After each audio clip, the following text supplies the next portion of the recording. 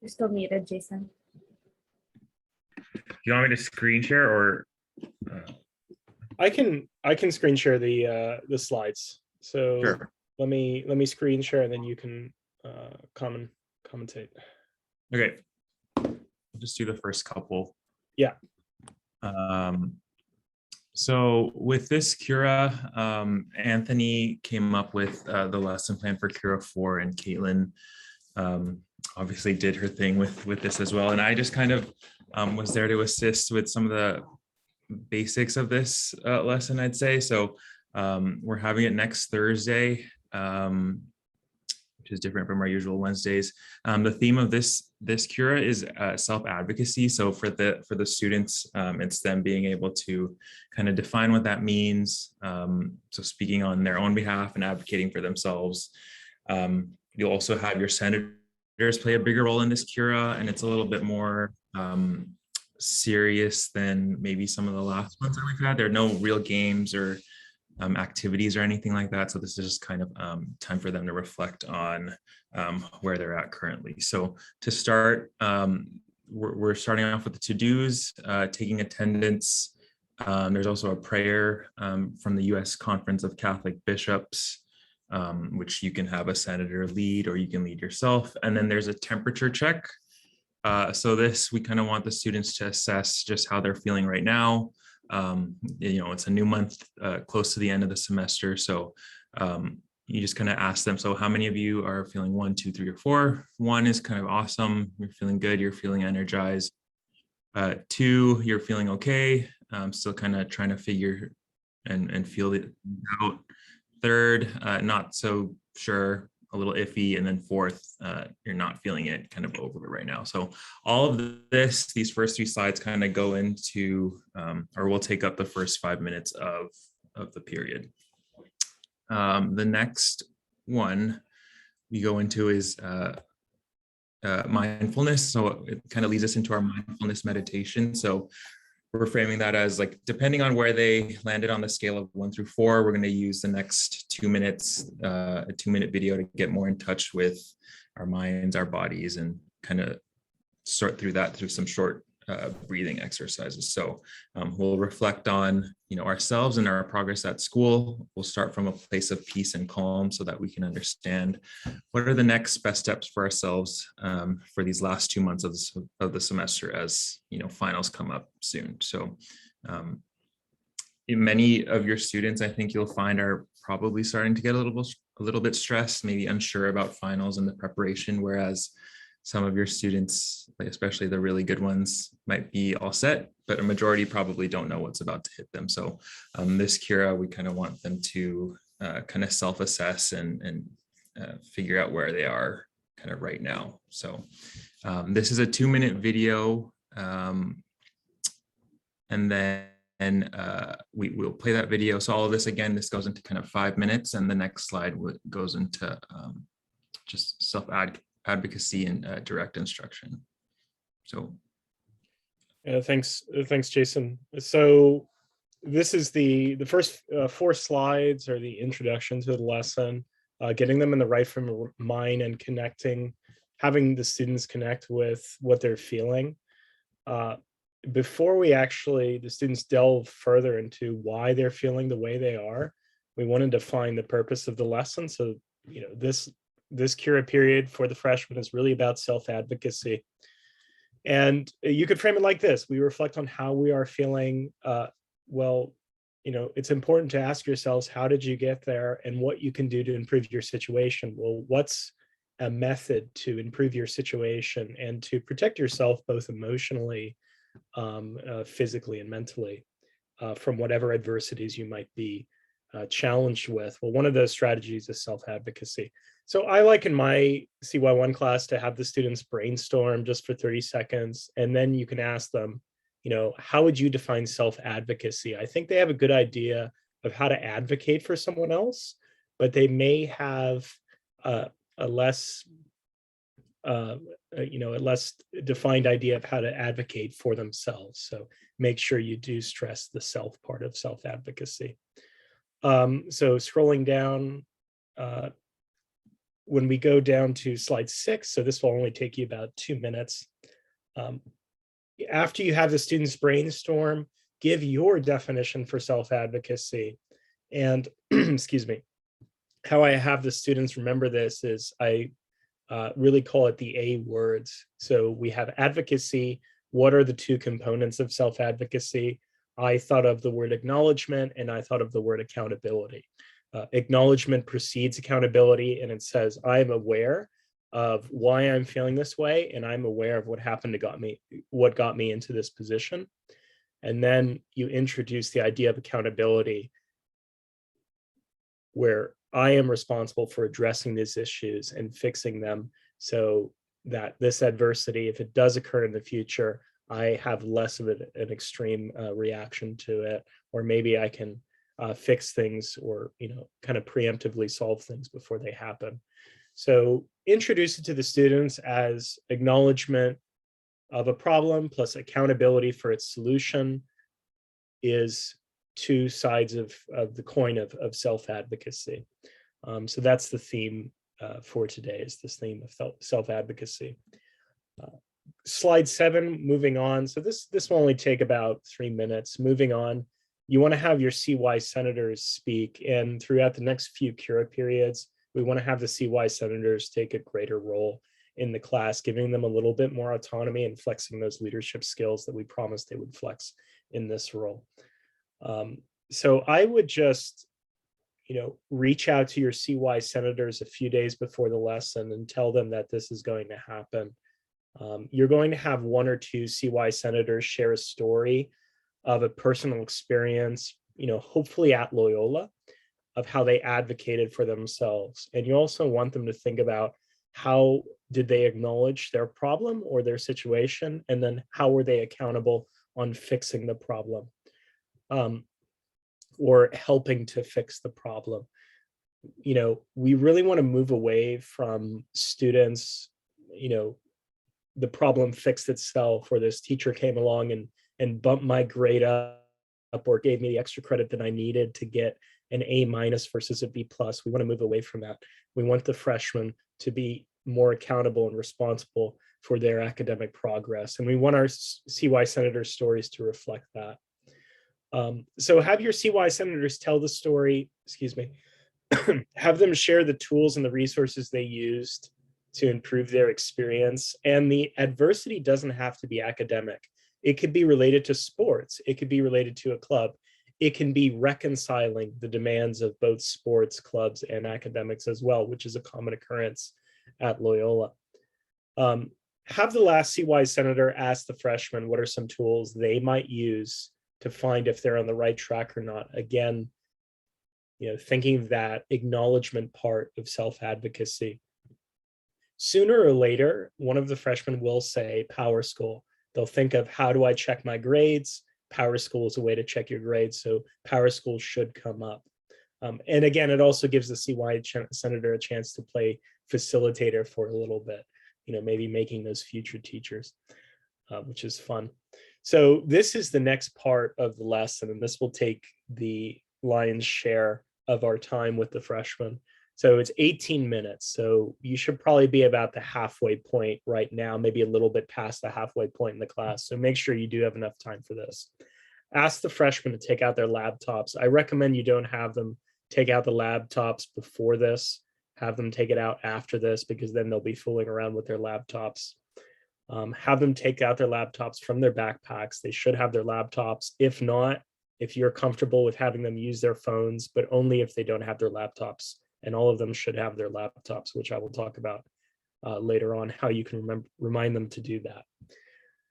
Have them go on Power School. They should know how to get to Power School, and have them view all of their courses. And we want the students to look at their courses more deeply than I'm missing this assignment, or I have an A, or I have a B+, I think I'm doing fine. There are ways to look at categories on Power School and view how you're doing in certain grading categories in certain courses, such as how am I doing in exams versus quizzes? How am I doing in progress? And we really want to train our freshmen to see trends in their performance. I'm a fan of having the students take out a sheet of paper and taking notes. about how they're doing. So just have them write down their top 3 concerns. It could be about one class, it could be about more than a few classes, or they could be concerns that maybe the freshmen haven't encountered yet. But it could be something like, I'm not too confident on tests. I've been doing all right, but I'm really scared of this math test that's coming to me near Christmas. So they could be concerns that maybe aren't immediately apparent, but the freshmen are more than capable of writing those as well. And here's some other ideas. You can ask the freshmen, how's your social life at Loyola? How are your extracurriculars going?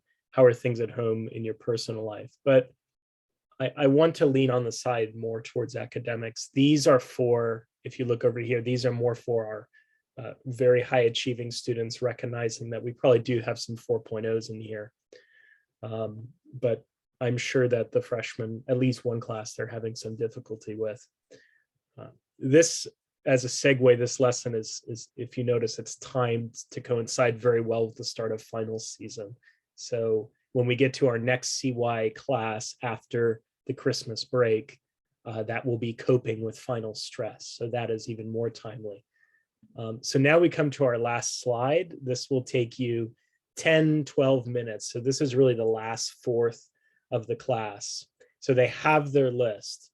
And what you want them to do is open up their Gmail, open up their Loyola email. And similar to last class, you want them to draft an email to a Loyola adult. Last class, something I noticed, and this was something I told the students to do. Some of them emailed their friends, some of them emailed their parents, which was nice. But when they email their friends or their parents, they're a little bit less formal. So we do want to get them accustomed to writing those formal, more formal emails with correct grammar. So have them email a Loyola adult. So a staff member, probably a teacher is most common. Counselor is fine too, a coach, some authority figure. And what they're going to do is, in this email, they're going to self-advocate for themselves. And remember, self-advocacy is acknowledgement and accountability. They're going to acknowledge maybe some of their shortcomings and then be accountable for improving them in the future. So here's a draft email you could show to your students. And in this email, I want you to stress to the students that to have them come up with a plan to fix their, maybe fix their grade or improve their experience in whatever class or whatever sport. I want to discourage the freshmen from asking something of the teacher. We want to place a lot more responsibility on the freshmen. And I'm sure there's some psychological phenomenon that says when you tell an authority figure you're going to do something, you're more likely to do it. And that's what we're trying to trigger here. So I encourage you to tell your students, maybe if a student is having trouble in his math class, say the grade in math, be specific. He'll email his math teacher and he'll say, how do I have a bad grade? He'll actually say it out loud so he can make that connection.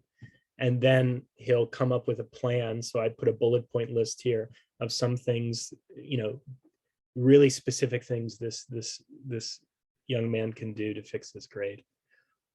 We did this because we don't want to bombard the freshman teachers with requests.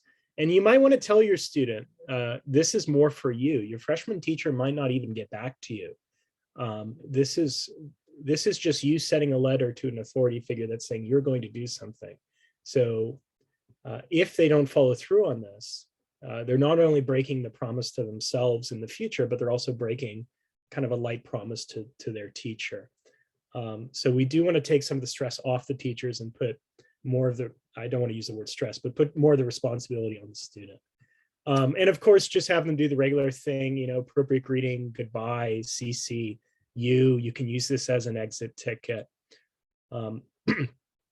One thing that I want to mention before I close up my part of the presentation is many of us, especially if you are a teacher or a staff member, are not familiar with PowerSchool on the student end. So you might want to meet with your CY1 senators a little bit before the period and get used to looking at what the students see.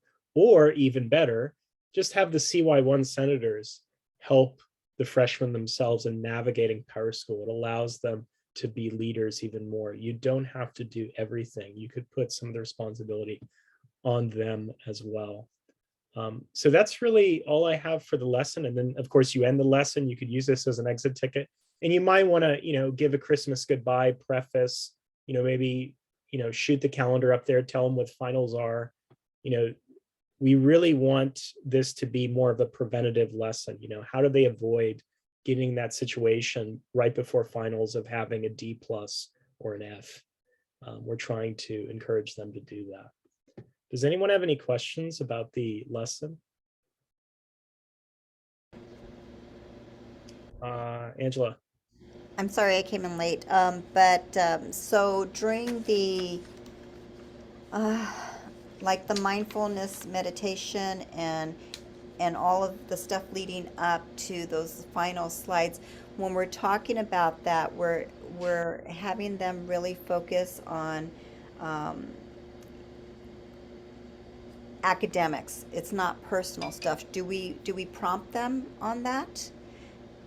Because I can see a couple of students, what they're sharing and stuff, it's really like personal stuff, but we're kind of gearing towards how those behaviors or maybe procrastinating and stuff like that leads to,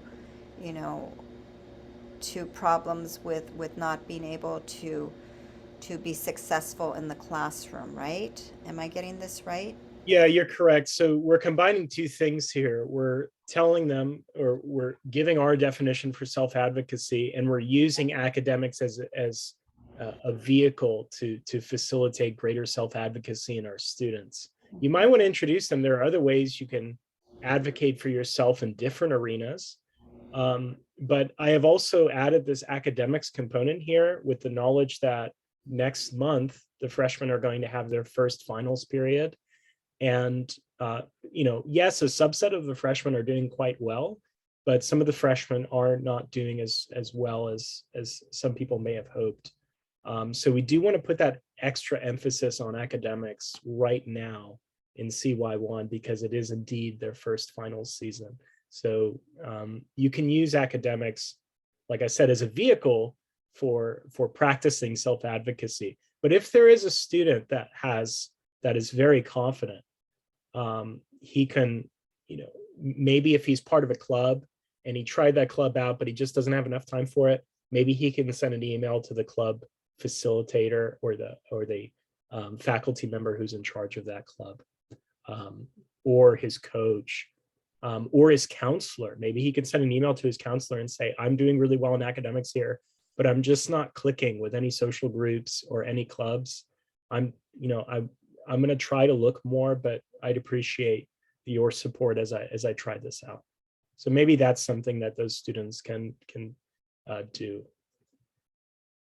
Just to piggyback off of that, Angela, this is where the CY Senator is also really helpful, because the student might be like, I don't need any help academically. And you can have your CY Senator go into PowerSchool with that student, say, hey, show me your PowerSchool, because it's different.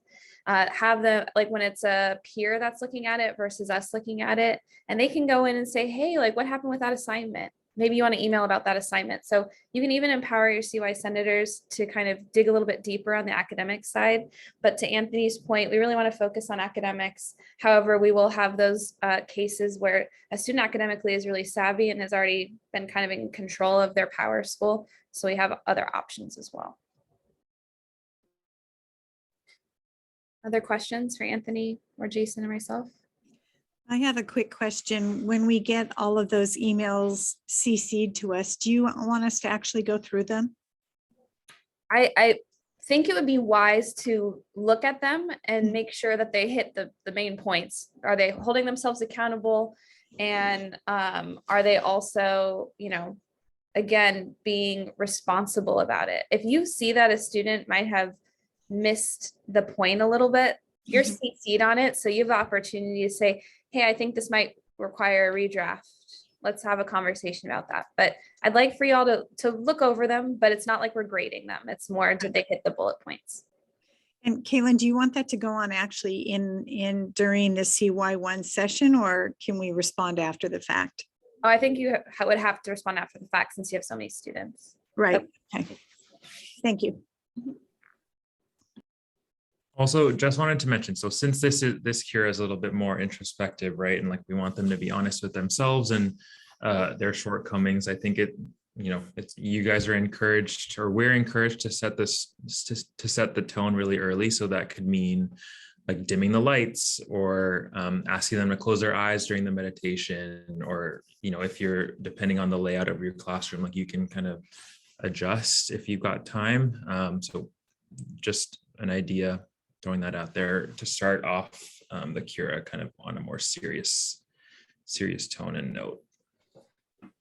Randy, did you have a question? Yes, I did. Thank you for letting me chime in from the 60 East. Just since as a first year teacher, I'm noticing that Loyola culture, especially when it comes to the students, and just also as a freshman teacher, I've noticed that student accountability looks different from how it looks like with Loyola in comparison to where it was before. How would you describe student accountability when it comes to freshmen at Loyola? So I guess, to give a little bit more feedback, when it comes to the other schools I was teaching at, student accountability looked like parents emailing teachers about the problem, and then it fixes it right there. And we seldom talk to students, which is kind of weird.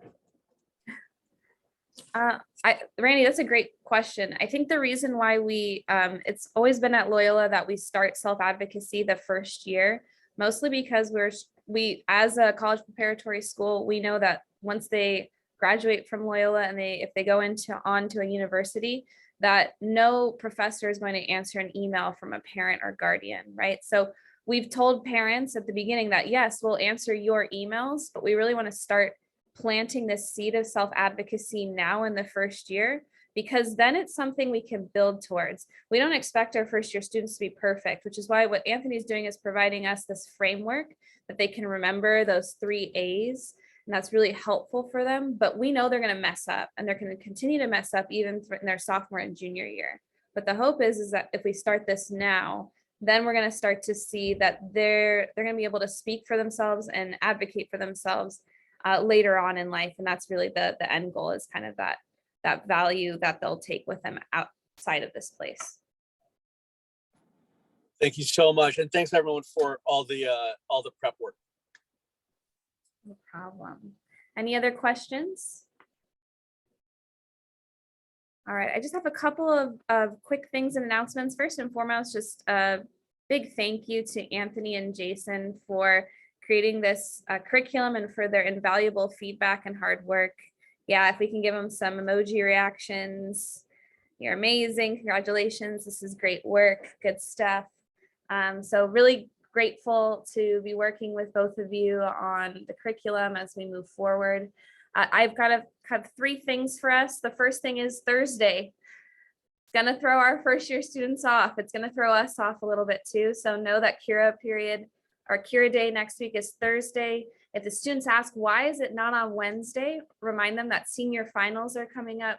So in order to work around that, we moved it up a week, and we have mass on Wednesday. Therefore, Thursday became the glorious new Cura day.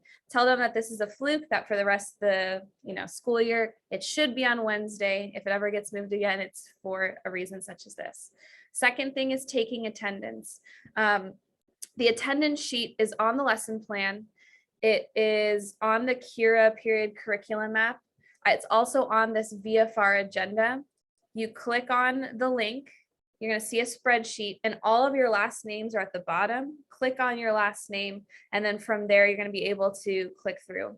Attendance is really helpful for me, mostly because I need to make sure that students are going where they need to go. And then I can kind of create that accountability measure, aka jug, if they're not attending their Cura classes. And then the last and final thing, which we kind of already touched, is that CCing is kind of like an exit ticket. So to Fran's point, I don't expect you to read all of them right there, right then, but it's more like if I check my inbox and see like Johnny and Eli and Jimmy did this, but Randy didn't, then I'm going to hold Randy back and make sure that he's all right. Does that make sense? So it's more about giving them again that additional accountability measure, like I'm paying attention to see if you CC'd me or not. And they might be like, but I sent the email. And then I say, well, did you CC me? You might have sent it, but did you CC me? And then that creates again that ultimate accountability measure that we're hoping for in this class. So if you have additional questions, Anthony, Jason, myself will be here. The CY senators and I will meet on Monday, so they will hear this from me and practice their kind of like spiels with me. However, I do think that Anthony made a great point. If you let them know ahead of time, then coming to my meeting, they're going to already kind of have some ideas, and that's going to just create, I think, a little bit more synergy moving forward. But with that, that's all I have. Thank you so much for being here, and take care. Happy Thursday. Hey, Caitlin, I have a quick question, if you don't mind, just some business, so we don't need to. Okay. One of my students, I can't remember his first name. I think it's Alexander. His last name is Michaels. He thinks that he's supposed to be at a different class. Is he on your attendance? Yeah, he's on my attendance. He has been absent, I think, for the past. Oh, I thought that I was supposed to be at somewhere else. So I don't know where he has been. Okay. He's on my section, I think, because we share. You have one of my old sections, and I remember talking to him last time. Okay. So he's confused, but I don't know. Okay. He's yeah. been So Anthony. I'm sorry. So he's been showing up to your class, Anthony? He has been. And Okay. I definitely remember him last time being there. I don't remember the preceding times, but I think, he was definitely there last time, and that came up. And I said I would tell you, but I forgot. yeah, I forgot too. So, yeah. So where would you like him You to should be? stay with Randy. So Anthony, if he shows up to your class, tell him to go to Randy's class, and then Randy, I'll email him too right now. I'll just remind him, and then Randy, if you can reinforce that with an additional Thank you. reminder. Hopefully for future Curas, we won't have to like split up sections like we did this year. It just was kind of how the cookie crumbles. So that's like one of the lessons we learned this year. But I appreciate your attention to that. Of course. Well, thank you so much for all that. That's all I've got. Don't mean to be a troublemaker. No problem. Take care. Thanks, everybody. Bye. Thank you. Okay, thank you. Bye.